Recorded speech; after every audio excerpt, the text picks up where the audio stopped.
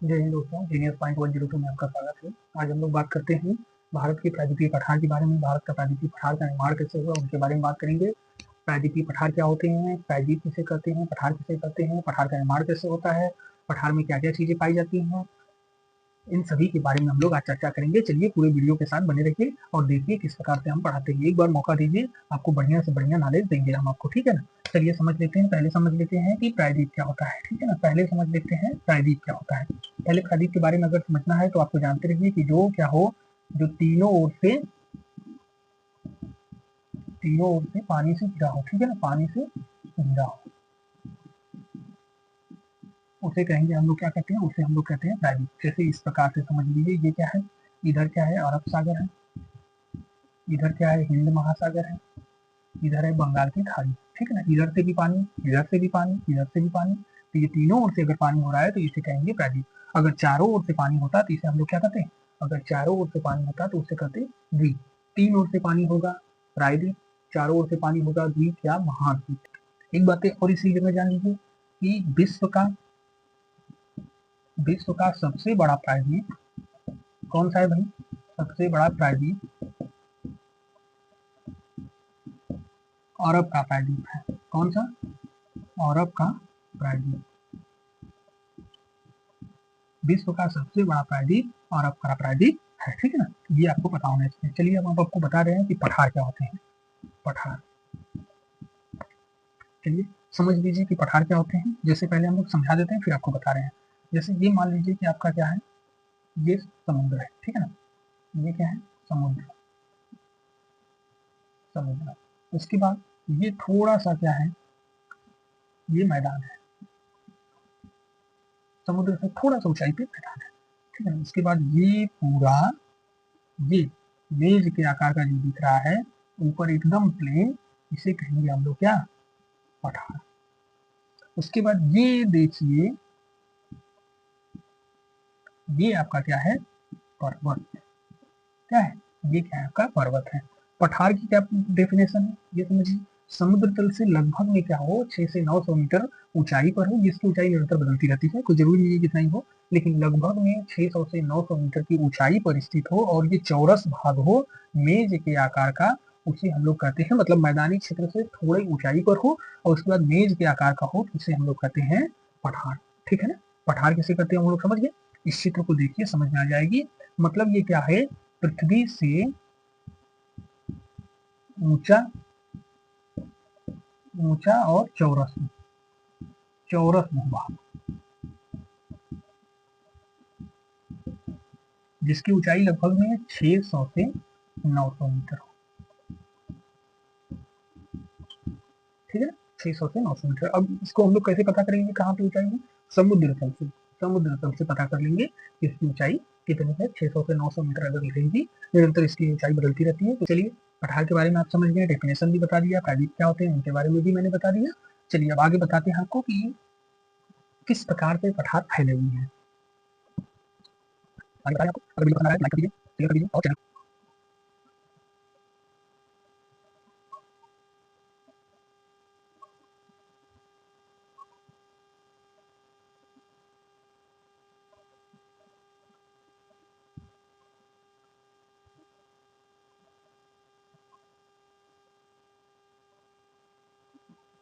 ठीक है ना।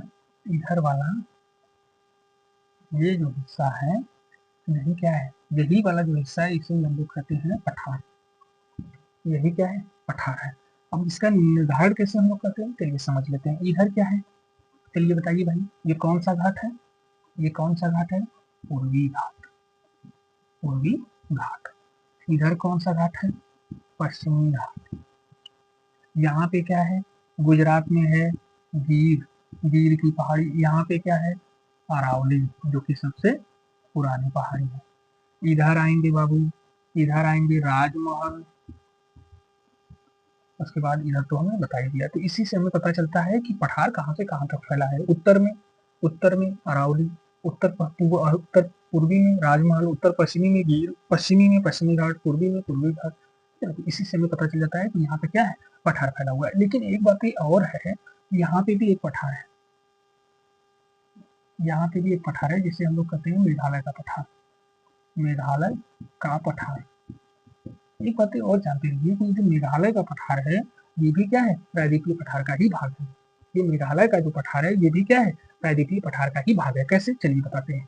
यहाँ पे एक नदी है इस प्रकार से निकली, एक यहाँ पे नदी है वो भी यहीं से निकली है। ये गंगा नदी, ये ब्रह्मपुत्र नदी, ये जो दोनों नदियां जब बहती है ना, यहाँ पे क्या होता है, कटाव होने की वजह से ये बीच वाला जो हिस्सा है ये क्या है, भर गया है पूरा।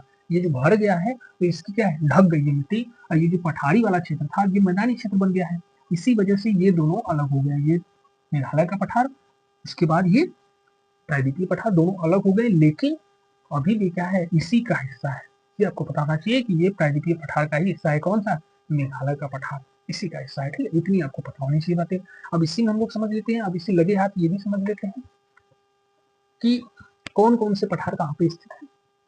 जहाँ पे क्या है, मालवा का पठार, यहाँ पे मालवा है, यहाँ पे है दक्कन, ठीक है ना, यहाँ पे है बुंदेलखंड,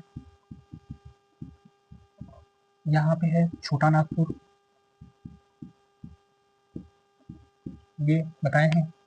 उसके बाद इधर आएंगे कर्नाटक, कर्नाटक का पठार, कर्नाटक, इधर क्या है, तेलंगाना का पठार, ठीक है ना, कर्नाटक का पठार, तेलंगाना का, दक्कन, मालवा, बुंदेलखंड, छोटा नागपुर, यहीं पे क्या है, यहीं से निकलती है। आपको अगर पहाड़ों के बारे में बात की जाए तो ये अरावली है, इधर आपको विंध्याचल देखने को मिलेगा, इधर सतपुड़ा देखने को मिलेगा। उसके बाद ये पश्चिमी घाट के पहाड़ है, डोडा बेटा। उसके बाद इधर आएंगे, इधर पूर्वी घाट के पहाड़ है, महेंद्रगिरी पर्वत, ठीक है ना, और भी बहुत सारे पर्वत इधर फैले हुए हैं। तो ये कुछ बातें थी, ये कुछ बातें थी पहाड़ के बारे में, और उसके बाद पठार के बारे में। लेकिन अभी कुछ खास बातें बाकी है। क्या बाकी है, ये तो हमने सीखा ही नहीं। ये पठार बना कैसे, पठार आया कहाँ से, वो किसका हिस्सा है, उसके बारे में हम लोगों को सीखना है। पठार भाई किसका हिस्सा है, ये तो आपको पता ही होना चाहिए। ये प्राचीनतम क्या है, गोंडवाना लैंड का हिस्सा है। क्या है, पठार प्राचीनतम गोंडवाना लैंड का हिस्सा है।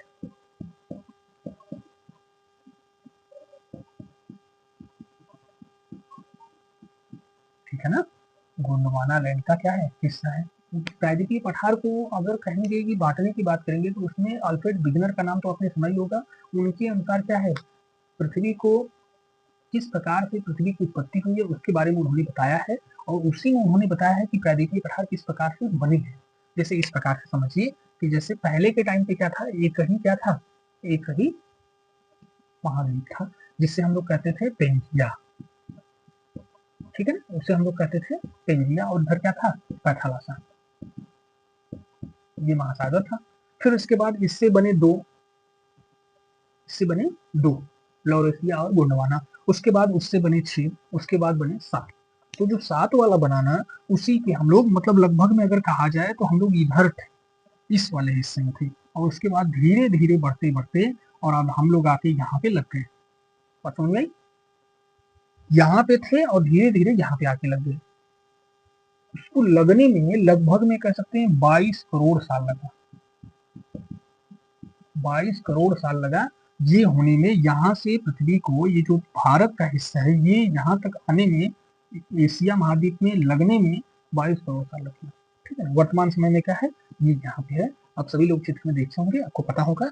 यहाँ पे चित्र हम आपको दिखा दे रहे हैं, देख लीजिए। आपको जूम करके या फिर कह सकते हैं पॉज करके एक बार देख लीजिएगा, आप स्टॉप करके, आपको समझ में आ जाएगा कि चित्र देख लीजिए। चित्र में आपको भरपूर दिख रहा होगा किस प्रकार से है, उसी प्रकार से हमने बताया है। ठीक है, मिटा देते हैं चित्र। देखिए, चित्र देख लीजिए। अब हम आपको बता दे रहे हैं इस प्रकार से, जैसे हम आपको ये बनाएंगे और यहाँ पे आपको बताएंगे कि इस प्रकार से क्या है, कुछ बातें जैसे हमें पता होनी चाहिए। जैसे इस प्रकार से अगर हमारा क्या है, ये पठार बनेगा, ये हमारा पठार बनेगा, तो इसमें क्या है, कुछ बातें आपको पता होनी चाहिए। जैसे पठार की आकृति क्या है, पठार की आकृति आप तो देख ही रहे हैं, त्रिभुजाकार। क्या है, त्रिभुजाकार। अगर पूछा जाएगा अवशिष्ट पर्वत, तो वो क्या है, अरावली। स्काम्पिट पर्वत अगर पूछा जाए, स्काम्पिट, तो ये क्या है, ये वाला पर्वत है। ठीक है ना, ये पूरा पर्वत है इस प्रकार से, स्काम्पिट पर्वत है। ठीक है, अगर पूछा जाए आर्कियन पर्वत, आर्कियन पर्वत यहाँ पे देखेंगे कुछ जगह है तो कुछ जगह नहीं है, कुछ जगह है, तो ये क्या है, आर्कियन।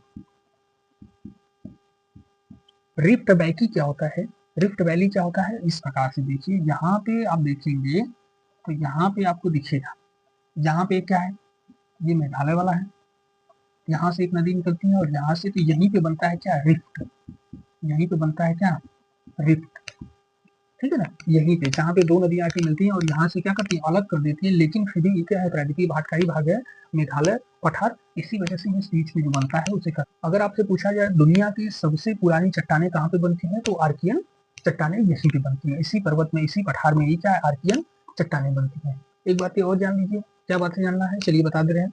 प्रायद्वीपीय पठार में कौन कौन सी नदियां पाई जाती हैं, अगर ये आपसे सवाल पूछा जाए तो प्रायद्वीपीय पठार में गोदावरी, कृष्णा, कावेरी, नर्मदा, तापी, चंबल, बेतवा, सोन, पेरियार, माही, ये सभी नदी क्या है, इसी क्या है, इसी प्रायद्वीपीय भाग में पाई जाती है, ठीक है ना।